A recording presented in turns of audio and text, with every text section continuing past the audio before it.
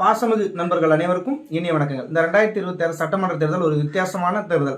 இதில் தனக்கு கிடைத்த ஒரு மாபெரும் வாய்ப்பை தவறவிட்டது அப்படின்னு பார்த்தீங்க அப்படின்னா காங்கிரஸாக தான் இருக்கும்.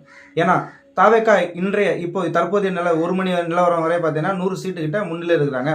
இதில் காங்கிரஸ் 5 சீட்டு கிட்ட திராவிட முன்னேற்ற கழக கூட்டணியில் இருந்தாங்க.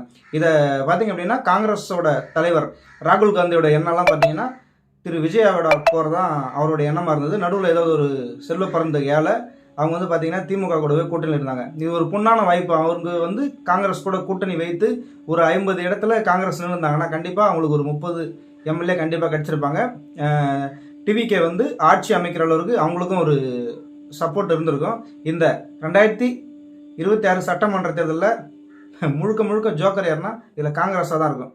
ஒரு அருமையான ஒரு வாய்ப்பு. அதாவது அறிஞர் அண்ணாவால் காங்கிரஸுக்கு முடிவு கட்டப்பட்டது. இந்த முடிவுக்கு திரு விஜய் அவர்களால் ஒரு ஆரம்பம் நல்லா இருந்திருக்கும். அதை ஒரு முக்கியமான ஒரு அருமையான ஒரு சாதகமான வாய்ப்பை மிஸ் பண்ண பெருமை காங்கிரஸுக்கு மட்டும்தான் சாரும்.